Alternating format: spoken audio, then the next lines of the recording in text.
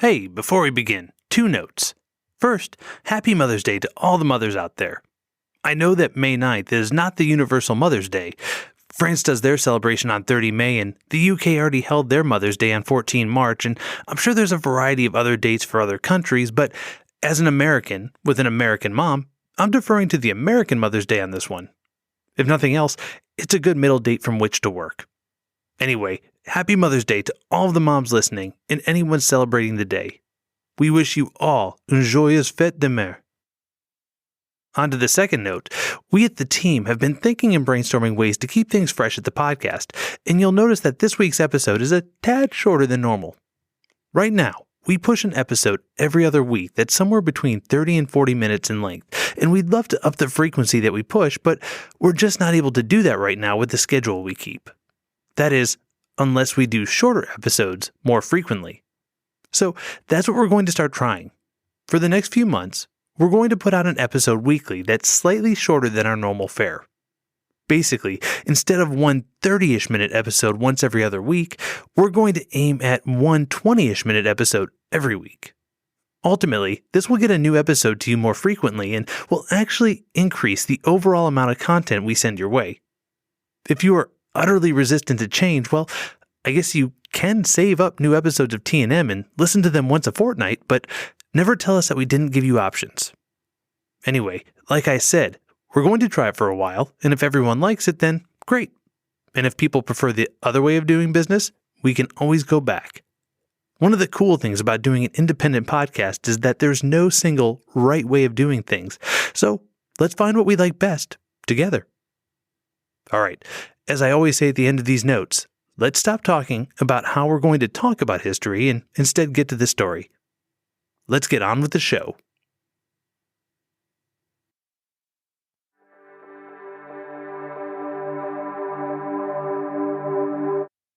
Victory rides on a knife's edge. Oftentimes, what appears to be a loss is actually the access point to a path not hitherto contemplated. In the case of Pépin de Herstal, it was a loss that placed him on the road to immortality. In 679, there were 2 main entities vying for control of Francia, the Neustrians in the east and the Austrasians in the west. Both kingdoms were under the control of Merovingian kings, but both of these kings were, for any number of reasons, under the control of their respective mayors of the palace. In Neustria, Theuderic III ruled with the advice of his mayor, Ebroin, while in Austrasia, Theoderic's cousin Dagobert II ruled with advice from 2 men, Martin and Pépin. Now, since 613, Francia had managed to avoid a repeat of the previous century, a period of time that was largely marked by civil war.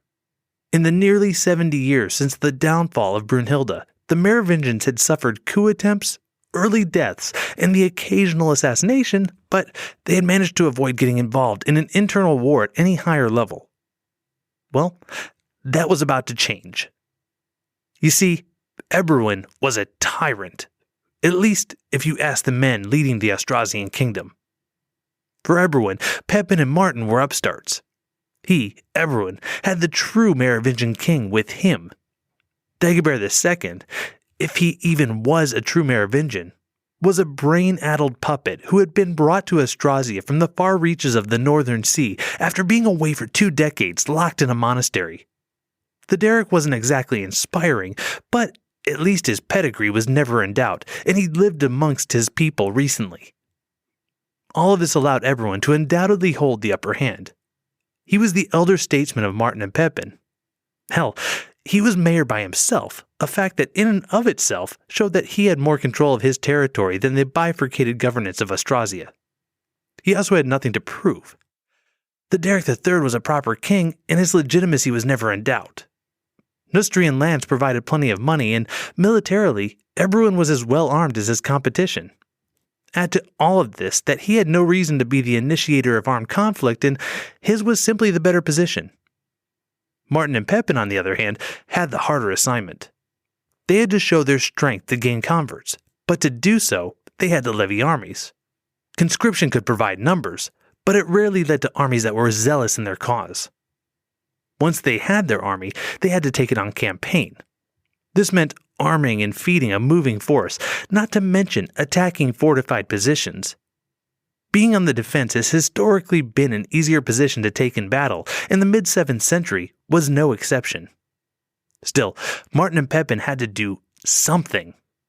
Dagobert II was never going to be a true leader, and if they wanted to make a name for themselves under his charge, it was going to be up to them to seize the initiative.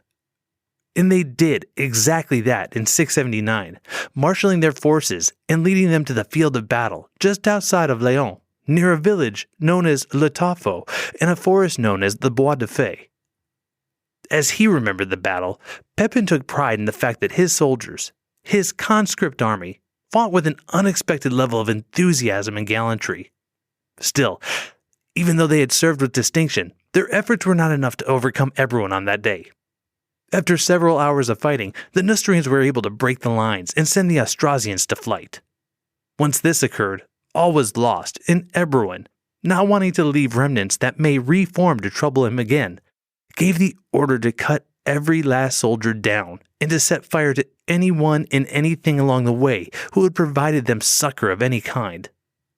Above all of that, Ebroin wanted two things: the heads of Martin and Pépin. Knowing they were marked men, Martin and Pépin set off in different directions. Pépin retreated into the safety of Austrasia, but Martin chose to hole himself up inside the walled city of Lyon. Both tactics worked, as both men were able to survive. The problem for Martin, however, was that he was trapped. Ebroin set himself up in a villa near Asfeld and began the process of waiting his opposing commander out of hiding. After all, if you have to conduct a siege, why not do so from a villa? Still, after a while, even this got boring, and Ebroin looked to speed things up. To do this, he chose to send two men, Agilbert and Bishop Réolus of Reims, as his representatives to Lyon. Once in the walled city, they found Martin and swore to him that if he came forth, Ebroin would cause him no harm. They even swore on holy relic boxes to prove their sincerity. Seeing this, Martin agreed to go. He gathered his companions and rode to Asfeld. Once together, the parley began immediately. Ebroin thanked his representatives for making the meeting possible and asked them to bring forth the boxes holding the relics. They laid them on the table before their master. "Martin," Ebroin said, "I asked my two men, Agilbert and the good bishop, to undertake the mission to visit you and to make you promises, and they would never think to lie. They spoke my words and swore on these sainted relics." At this, Ebroin opened the lids of each box and turned them upside down in front of the group. Nothing fell out. Unfortunately, these boxes are quite empty, as you can see. Their word, given in good faith, was therefore meaningless. And my words, which are all that now matter, serve no purpose except to bring you here and to stop wasting my time. You started a war, and now I will end it. At this, Ebroin's men, armed with spears, swords, shields, and daggers, swooped in on Martin and his unarmed companions. Their work was quick and definitive. After the debacle at Le Taffo, Pépin retreated to Metz to reconsider his position and his next move. It was here that he received word just a month later that his king, Dagobert II, had been cut down while on a hunt near the village of Stenay. Pépin sent orders to have the king buried in the local church of that area. There was simply no use in spending money on the funeral of a king that no one in the kingdom cared for.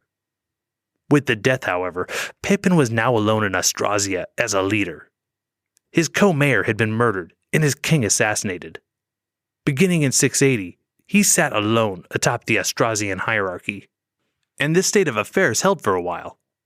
After some time, the new normal became just normal. Pépin led the administration of Austrasia as well as anyone had up to that point, and the need to bring in a new king, especially after so many recent debacles, failed to gain any traction as an actual necessity. Meanwhile, it was only a short amount of time before amazing news came out of Neustria. Ebroin, after years of overtaxation and confiscating the lands and properties of his people, finally overreached.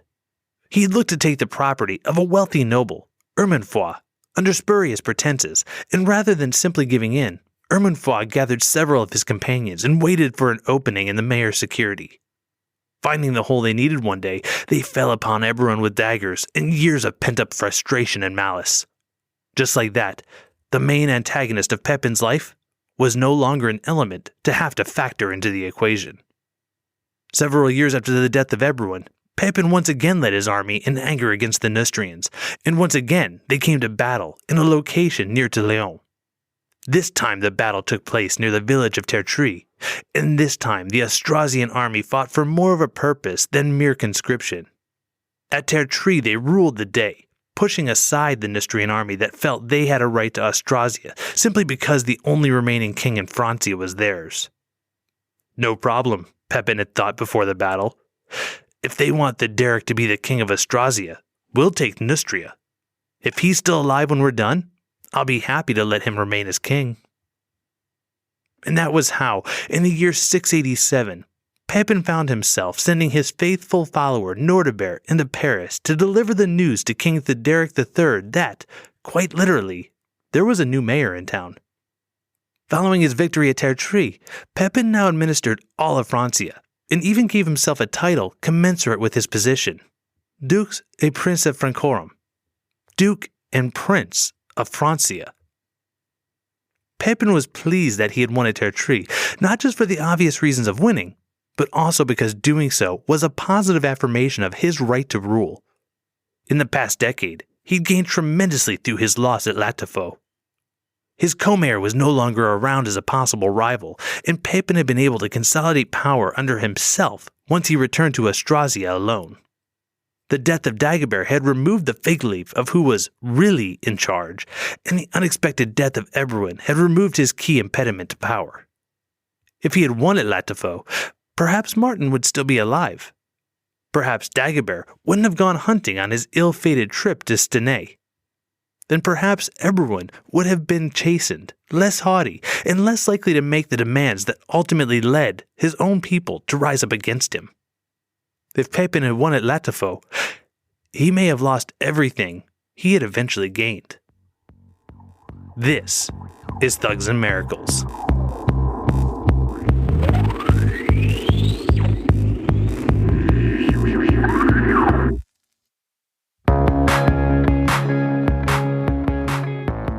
Season 2, Episode 14, Knife's Edge.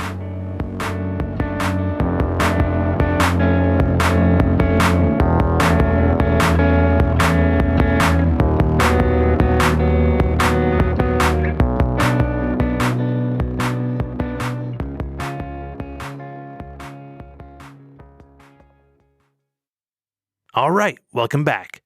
As always, I'm Benjamin Bernier, and this week we're finally looking at the do-nothing kings, les rois fainéants, as exactly that. Kings who sat the throne, and besides the title and crown, had very little to say in the actual administration of the land over which they nominally ruled. In this case, we're looking at Theuderic III, whose mayor of the palace was the aforementioned Ebroin, and Dagobert II, led by Martin and Pépin d'Herstal. Looking deeper, we're going to examine the knife's edge that not only victory sits upon, but history as a whole. I say this because quite simply, and as evidenced in the opening story, things could easily have broken Ebroin's way as much as they did Pépin's. And let's face it, the two men were really not all that dissimilar, even though the scribes advocating for the Carolingians in later years would do their best to hide this fact. So why do I say this? Let's look at the two men side by side. First off, Ebroin and Pépin both clearly had ambition and a taste for power, a taste they pursued despite some pretty drastic setbacks. For Ebroin, the death of Clothar III had resulted in his loss of power in an all-expense-paid journey to a monastery/jail in Luxeuil. For all intents and purposes, his addition to the history books should have ended there. For Pépin, the setback in his case came mostly from the utter debacle that was Childebert the Adopted. His uncle had been Grimwald, meaning that the quote-unquote king at the heart of the attempted coup was Pépin's cousin. Add to that, it was Grimwald who had tonsured Dagobert and sent him to a monastery, and all that occurred in 656. By 679, where our story begins today, there was only a 20-ish year period of time that had elapsed. it was far from ancient history.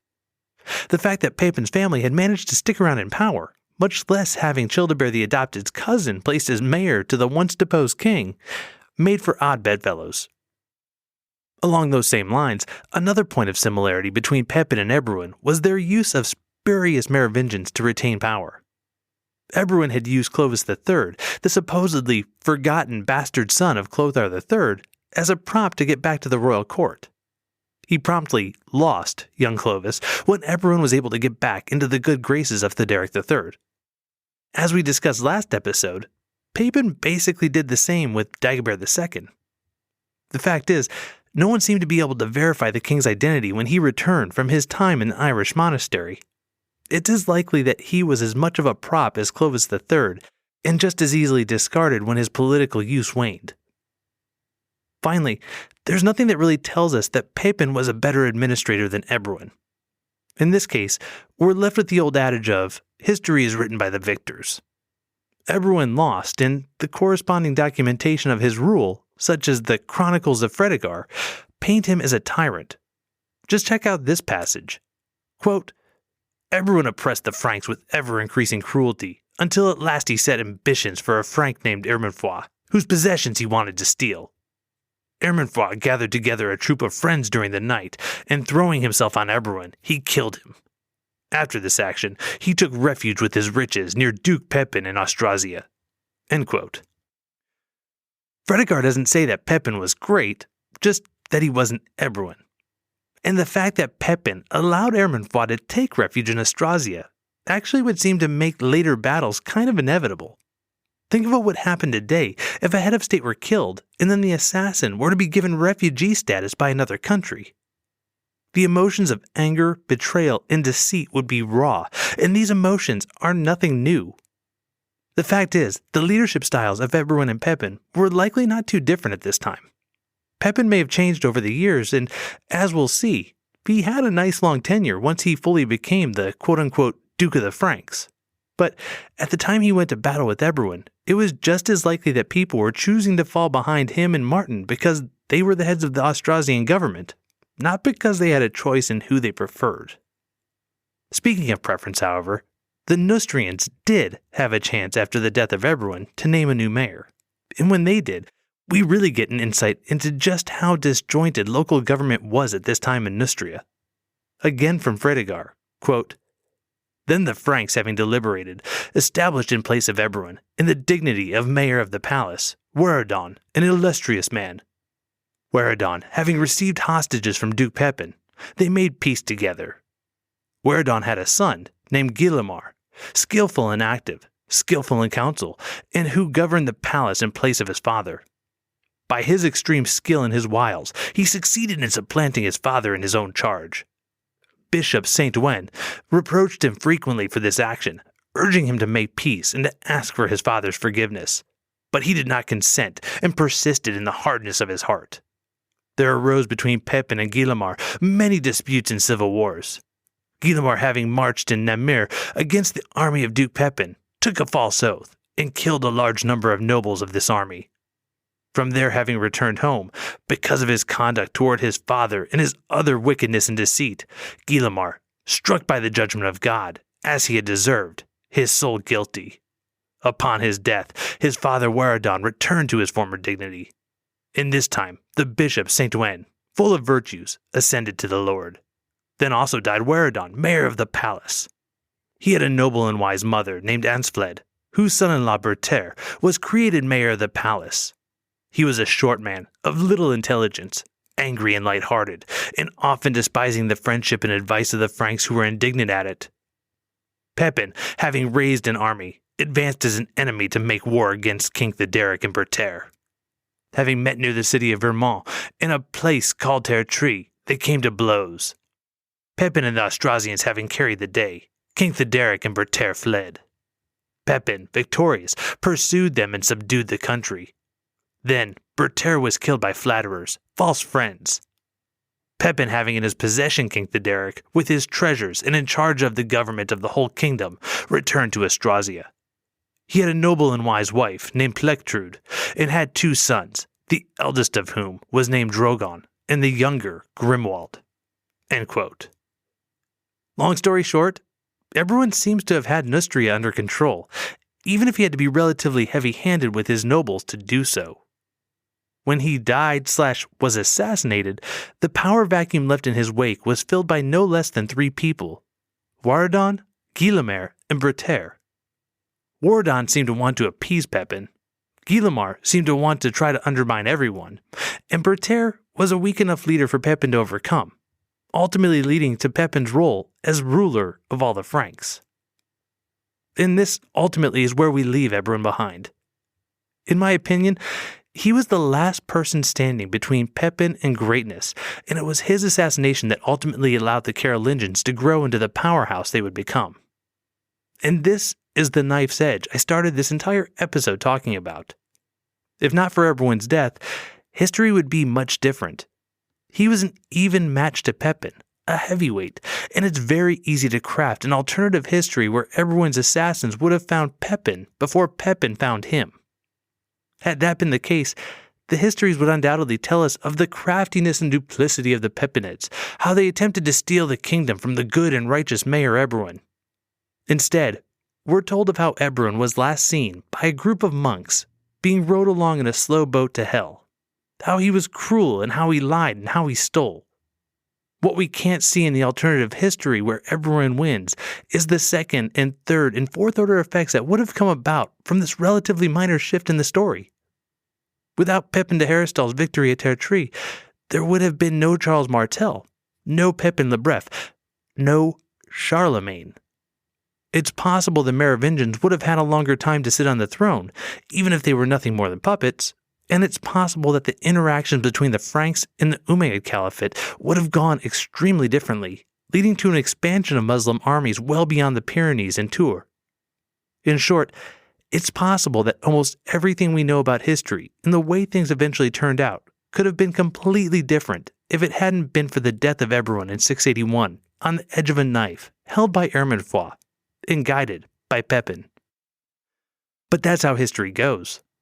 A different decision here, an avoided assassination there, everything would have changed. Could have changed. But in the end, it didn't.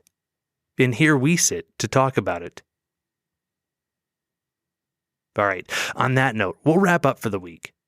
Ebroin's out, Pépin de Heristal is in, and Theuderic III is officially the king of all the Franks.